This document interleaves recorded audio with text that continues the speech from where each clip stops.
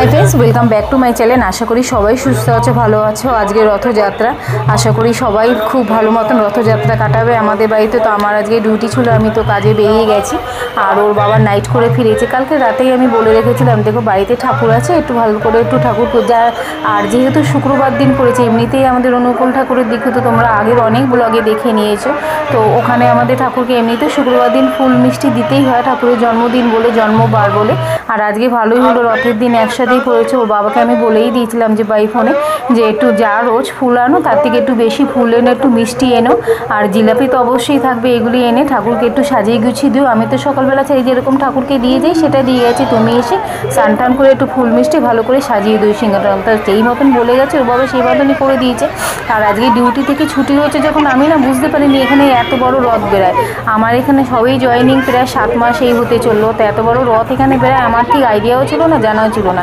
তো ছুটির পথে আমি যখন এখানে বেরাচ্ছি 2 দিন আগের থেকে দেখছিলাম বাস বেঁধেছে। আমি ভাবছি হয়তো পুজোটার সামনে তার জন্য হয়তো এইসব সরঞ্জাম চলছে। এখানে যে রথের জন্য চলছে সেটা আমি জানি যাতে এত সুন্দর করে রথের যাত্রা আজকে দেখলাম না। এবার রথের দড়িও এত সামনে থেকে টেনেছে আর আমার ভীষণ মনটা খুশি হয়ে গেছে। এবার এত কাছ থেকে আমি এত বড় জগন্নাথ ঠাকুর দেখতে পেরেছি, তাও আবার ইস্কনের রথ সাহেবদের এখান থেকে বার হয়েছে। সত্যি বলছি আমার মনটা খুব খুশি হয়ে গেছে, এত সামনে থেকে এত বড় রথ দেখতে পেয়েছি ঠাকুরকে। ছেলেদেরও ভিডিও কলিং করে দেখাচ্ছিলাম, বেশ ভালো লাগছিলো। তো আশা করি সবার তোমাদের আজকের দিনটা খুব ভালো কেটেছে। আর এখান থেকে বেরিয়ে মানে আজকে এখান থেকে বেরাতে জ্যামে পড়ে গিয়ে আমি অন্তত ছুটি পর থেকে বাড়িতে ফিরতে বাসের জ্যামটা মিলিয়ে মোটামুটি 5টায় ফিরে যাই। আজকে বাড়ি ফিরতে হয়ে গেল আমার প্রায় 5:45। বাড়িতে ফিরে মা রান্নাবাড়ি করেছিল করে ঠরে আমি যাই হোক লাঞ্চটা করেই নিয়েছি। করে আজকে ভাবলাম জগন্নাথ আজকে রথযাত্রা কিছু একটু বানাই। এখানে তো ঠাকুরকে দিয়েছে ওটা আর ভিডিও করতে পারিনি, কেন এরা কেউ ভিডিও করেনি। আর ভিডিও করার মধ্যে আমি বাড়িতে আছি, এরা খুব একটা ক্যামেরা পার্সন নয়, করেও না। আর তো ঠাকুরকে ফুল মিষ্টি যেরকম বলেছিলাম একটু সাজিয়ে গুছিয়ে দিয়েছে। আর ছেলেরা রথ টানে না, বহু বছর হয়ে গেছে ছেলেরা রথ কিছুই টানে না। তো এই মতন রথ আর কেনা হয় না। যতদিন আমরা বাড়িতে ছিলাম ছেলেরা ছোট ছিল তখন একটু রথ টেনেছিল, বল কলকাতায় শিফট হওয়ার পর থেকে ওরাও রথ টানে না। আমি আর জোর করি না, কেন যাদের ইচ্ছা নেই আমি আর জোর করে কী করবো। তা ওদের যেই বন্ধুতে তোমরা অনেক আগে ব্লগে দেখেছো ওদের সাথে একটু রথ টানবে। বিকেলবেলা ওর বাবা আসবে বলেছে 7টার মধ্যে এসে দুই ভাইকে গত বড় তাই করেছি নিয়ে গেছি মোট টপ দিয়ে একটু ঘুরিয়ে নিয়ে যায় রথ নিয়ে, ওই একটু ঘুরে ঠুরে আসে খেয়ে দিয়ে আসে, এইভাবেই ওরা রথের দিনটা কাটায়। আর এদিকে আমি মাকে বলে রেখেছিলাম মা বাড়ি ফিরে আমি আজকে একটু মালপোয়া বানাবো, কেন সত্যি কথা বলতে ঠাকুরকে একটু সাজিয়ে গুছিয়ে দিতে আমার ভীষণ ইচ্ছা করে। ছোটো ঘর দোয়া সবসময় পেরিয়ে উঠি না। যাই হোক এই হচ্ছে কথা। এখান থেকে বেরিয়ে তারপরে বাড়িতে এসে লাঞ্চ করলাম। লাঞ্চে আজকে মা করেছিল আজকে ডাল করেছিল, আলু ভাতে নিম পাতা দিয়ে মেখেছিল আর একটা তরকারি পাঁচমিশালি হয়েছিল, আর দই তো আমাদের থাকেই ওটা। তো এখান থেকে বেরিয়ে গিয়ে তারপর মালপোয়া নিয়ে বসলাম।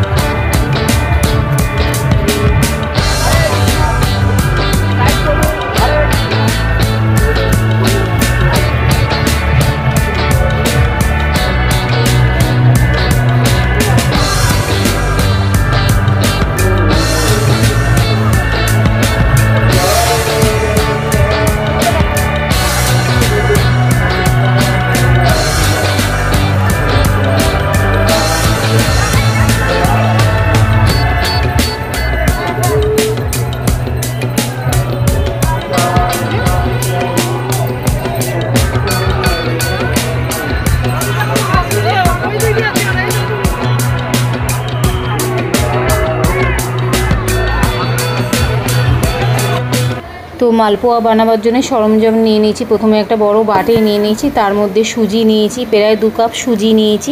এই কাপটা দেখছো, এটা 2 কাপ সুজি নিয়েছি। 2 কাপ সুজি, 2 কাপ চিনি নিয়েছি, তার মধ্যে দিয়েছি ময়দা, 2 কাপ ময়দা দিয়েছি। দিয়ে এবার বাড়িতে কনডেন্স মিল্ক ছিল সেটাও দিয়েছি, আর একটু গোলা দুধ মানে ছেলেদের যে লিকুইড দুধ আনি মাদার ডেয়ারি সেটাও খানিকটা দিয়েছি, সেটা প্রায় ওই 1.5 কাপের মতন দিয়েছি। তারপরে এলাচ দিয়েছি, বড় এলাচের দানা নিয়ে এসে রেখেছিলাম, বড় এলাচের দানা দিয়েছি, মৌরি দিয়েছি। দিয়ে একটু নুন দিয়ে সামান্য, কেন যে কোনো মিষ্টির জিনিসই বানাতে যাও না কেন একটু নুন না দিলে না সেটা স্বাদটা ব্যালেন্স হয় না, তো একটু নুন দিয়ে দিয়েছি সামান্য। আর এখানে কিচমিচ ছিল, বাদাম ছিল, সেটাও এর মধ্যেই দিয়ে দিয়েছি।